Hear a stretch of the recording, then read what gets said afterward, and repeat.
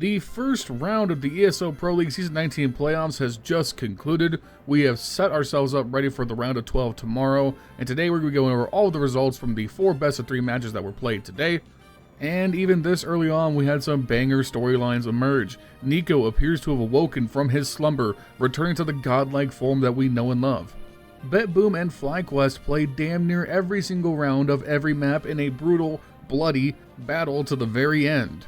Elsewhere, even though favored in their matchups, teams like Virbank and Faze found no easy path to victory, as GamerLegion and Monte respectively showed that they were no paper tigers even when they were so heavily favored to lose the matchup. There's a lot to unpack, so we're going to get right to it. So if you missed out on the action or just want to get a comprehensive review of what happened, you're in the right place. Stay still, sit down, grab a drink, and while you're here, make sure you take a second and leave a like, comment, and subscribe to the channel if you haven't already. It helps out immensely in the YouTube algorithm, and many of you who watch these videos are not in fact subscribed, so you might as well do it. Also, while you're down there, consider becoming a channel member. For $5 a month, you can support me directly. And lastly, follow me on Twitch, twitch.tv/LionHeartZ1337. I'll be live later tonight, playing Counter-Strike, talking Counter-Strike, living Counter-Strike, maybe even eating Counter-Strike. So we can talk about the matches, speculate about the upcoming matchups tomorrow. Just come hang out, it'll be a good time. Without any further ado, let's get into the recap.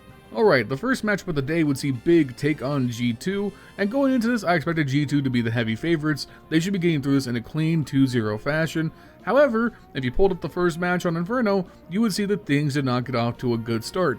Big absolutely dominated the majority of this map on Inferno. They dominated the CT side start, going 8-4. Now keep in mind, this is not the new patched version of Inferno, this is the old version which is significantly more CT sided. But even with that caveat, G2 opened this game slow, lethargic, the T-side strats just weren't good enough, and Big gave them no quarter, gave them no room to operate, no banana control. Force them towards A, then destroy them in the site take or the retake after the plant. It didn't matter. And Big were feeling themselves, Tabsin shouting after every round, Searson hitting great shots with the op. They were out fragging, they were out executing, they were out team playing G2 every single way you could imagine. And then we swap sides. Big pulls up their T side, they win the pistol round in dramatic fashion, they run off the next 3 in succession off the econ at the back of that, and suddenly it's 12-4 map point on G2's pick. Big are looking to take a map off of a top 10 team in the world, which would be very, very, well, big for them. But that's when things kinda sorta fell apart. 1. Not only did G2 wake up, realize they're on CT side of Inferno, so they have all the advantage in the world in terms of map control, all the fragging started going their way, the map control started going their way, and most importantly, Big started making too many mistakes. Big got ahead of themselves. They thought they had this map won. They thought even once they lost a few rounds in a row, that was no big deal. They said the econ up, get 1 round on the board, no big deal, moving on to Ancient, right? But it's not that easy. The takes by Big late into this game were sloppy, poorly thought out, and poorly executed. On round 21, they had full control of the A apartments. They had 3 people up there. They were leading the charge with the MAC-10 to open up pit control so they can get the rifles out on site. They do all the flashbangs. They isolate Nexa into the pit.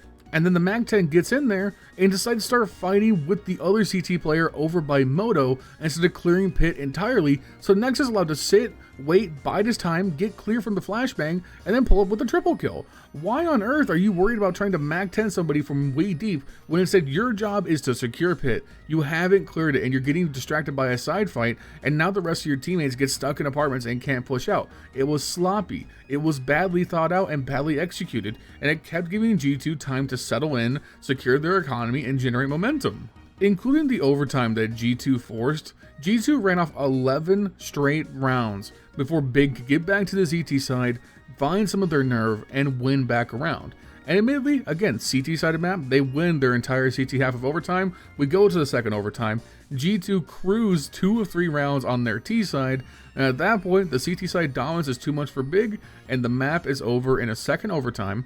Big should have been up 1-0 in this series going to Ancient, but they completely capitulated and gave up a map they should have won, and this affects the entire series because we move on to Ancient, and the Big that showed up to Ancient was not the same team that showed up to Inferno. They were lifeless, they didn't have energy, there was nothing going for them, and they completely gave up to a G2 team that was in run over mode, backed by the awakening of the god inside Niko. Now, for my newer players out there who may just be getting into Pro Counter-Strike, you may not know what Prime Niko was like. Prime 2016, 2017 Niko. There's a reason that this man is considered to be the best rifler in the history of CSGO and one of a top few number of talents in the history of Counter-Strike as a whole. And he has not shown that godlike form in CSGO for some time, and not at all in CS2. And today, on Ancient, we saw that Niko in full force for the first time in a long time, and it was terrifying. A 13-4 victory, backed up by a 26 kill, 5 death, 2.40 rating map from Niko. And everyone's going to talk about it. I have to talk about it. This game was over already before the first half concluded, but then, big, they finally got around together. They go to the last round and a half. They have gun advantage. G2 only has an AWP and a bunch of pistols. They catch Monte out on the B site with perfect flashbangs. Now, it's just Niko at the pillar, and this is what Niko, the godlike Niko, would do to you. The Deagle is as threatening as an AK in his hands, and it's a tail as all his time. You know it. He's sweating. His hands are shaking, but he still gets headshots. Boom, headshot. Boom, headshot. Boom, headshot. Boom, headshot. Give me that AK. Give me the ace. Big, you are going the home. And listen, in the broader context of the tournament, G2 are supposed to win this game, this series, every single time. However, this was a statement game for Niko. He's put the entire tournament on notice. If he maintains this form through the next series, he makes the quarters, anything is possible. G2 just became a threat to win this tournament, and if Niko maintains it, they are viable to go all the way. They straight up are. If Monte and Niko play to their top form, they are one of the best teams in the world. This is what we've been saying. This is what we've been wanting from G2, is for both of these players to be activated at the same time and have Nexa, Hunter, and HooXi do their jobs to support them. And we got that here when they needed it most. Moving on to our next series of the day, we had BetBoom versus FlyQuest. And the story of this series to me is that despite what BetBoom managed to do on the first map, Vertigo, FlyQuest were supremely in control of the pace of this entire series. Things weren't looking good early on Vertigo for BetBoom, as FlyQuest ran up an 8-4 early lead that looks like they would maintain straight through to a map 1 victory.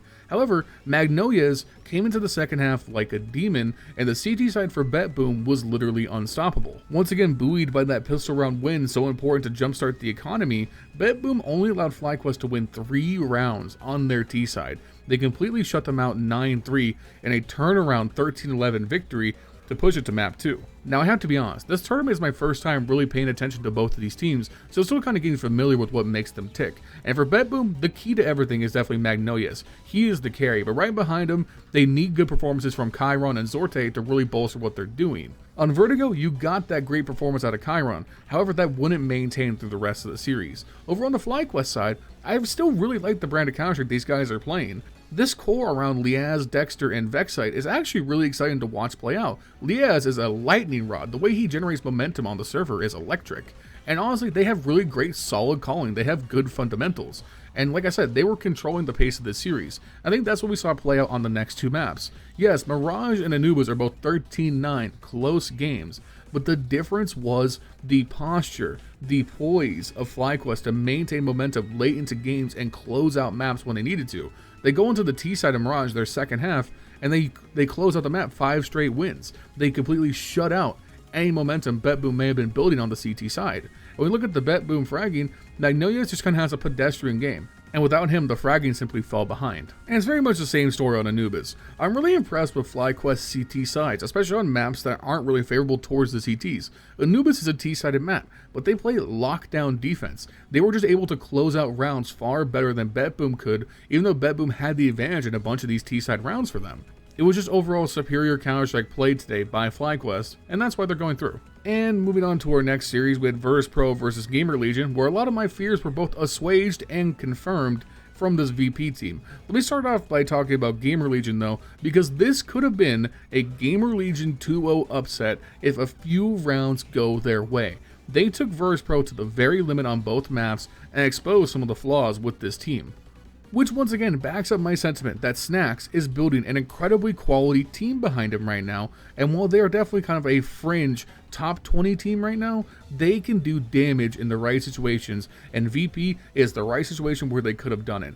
I'm going to focus first on Slend, who throughout this series went toe-to-toe with Jame and out-opt him in every single matchup. Slend had the most kills for the series and absolutely dominated both maps. And when we open up Anubis with GamerLegion striking out an 8-4 T-side half, absolutely stymieing all of VersePro's momentum, I thought for sure we were going to see the VersePro collapse that I was worried about in my prediction video. This team was just too new.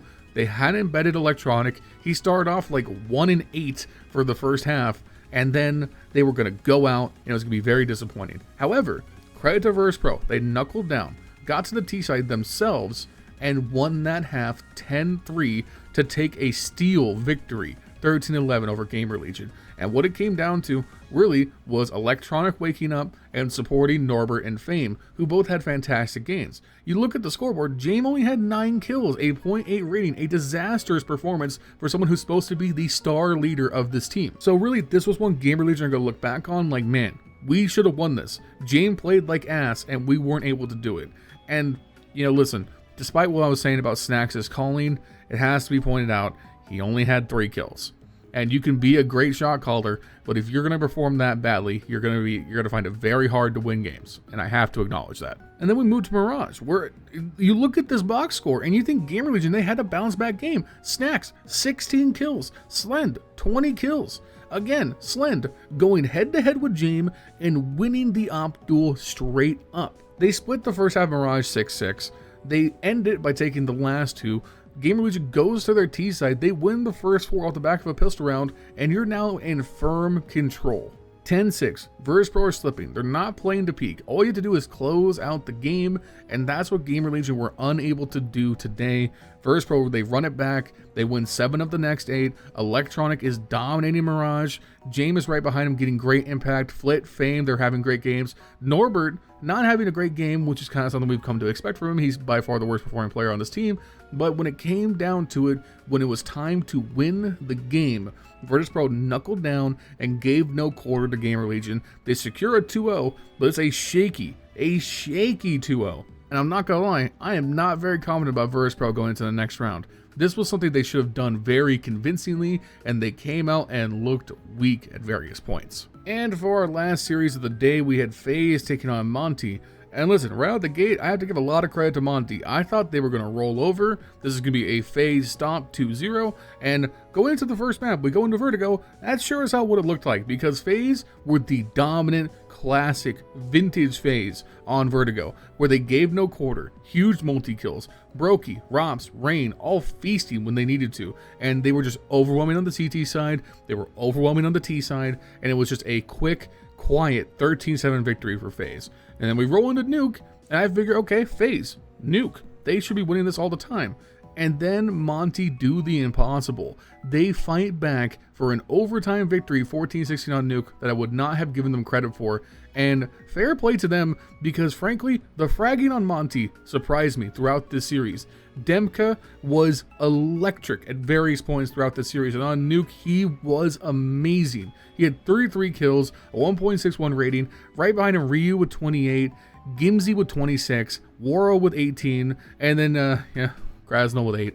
But the point is, they got it done. And they got it done on a map that Faze are traditionally really strong on. I was kind of curious, I feel like the last couple times I've watched Faze, they've been shaky on Nuke. So I was looking at the stats on HL TV, and yeah, their last couple of appearances, they got absolutely bopped by Astralis, and then they lost this game to Monte, and then elsewhere, it's been kind of close matches. Their Nuke is not nearly as strong as it's been in the past. And when you look at the rest of their map pool, it's really interesting considering every other map they've played in the last month has been a lot stronger except for Ancient and Anubis. They're literally undefeated on Vertigo, Overpass, Inferno, Mirage, but recently have taken some pretty big losses on Nuke. Now, an easy counter to that is small sample size, but I think watching this game, this was not the super dominant Faze you would expect, especially on a map they traditionally do so really well. Their T-side here just was not very compelling. The strats weren't good enough. They weren't able to execute like they normally would. When this team is dominating Nuke, it's the way they bend outside control into upper takes, take ramp control and bend it through hell and heaven, take outside, push past the blue box. But here, Monte were just not giving them any room to breathe. I mean, they run off 8 of the last 9 rounds and then cruise through the pistol round on T side to boot. Where FaZe had to find their bread and butter is on the CT side, where they could really spread out and play their map control, and that's when they were able to lock down and shut Monte out into the overtime. And once we got into the overtime, FaZe bizarrely just didn't have the ability to close out these rounds. It was Monte who was confident in winning clutches and low man situations and taking the final initiative to shut the door on FaZe and move us to a third map. And once we moved to Mirage, fair play once again to Monte for keeping this map close. They could have won this again, and that's despite taking a meteoric punch from Brokey, who dominates this map with 31 kills. He was in control of everything, doing whatever the hell he wanted with the op or the rifle. It didn't matter. He was everywhere all at once and was a thorn in the side of Monte the entire time. But Monte, they get to their CT side and they're great on the retakes. Which again, I can't emphasize enough how strong that is against a team like FaZe, who are so great at closing out rounds and winning when they're in those 2v2, 3v4 situations. When the strats break down, it comes down to how good your individuals are. That's what FaZe is the best in the world at, because that's where their roster full of so many good players really tends to shine. But FaZe lock it down, 13-10 like I said. They beat Monte in 3 games and they're through to the next round. But man, all credit to Monte though, because what is showing against the best team in the world? You made FaZe sweat, and that's not something that's easy to do. And that's all for the games today. If we consult my mock bracket we made in my last video, which link above you can watch if you want, as you can see, it was a little shaky, but all of my first round predictions were correct. And tomorrow we have the round of 12 featuring 3D Max versus G2, the Mongols versus Virtus Pro, Team Liquid versus FlyQuest, and a major finals rematch in Navi versus FaZe.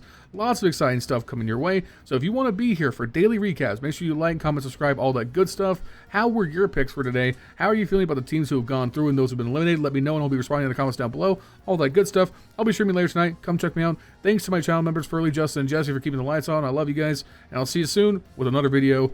Peace.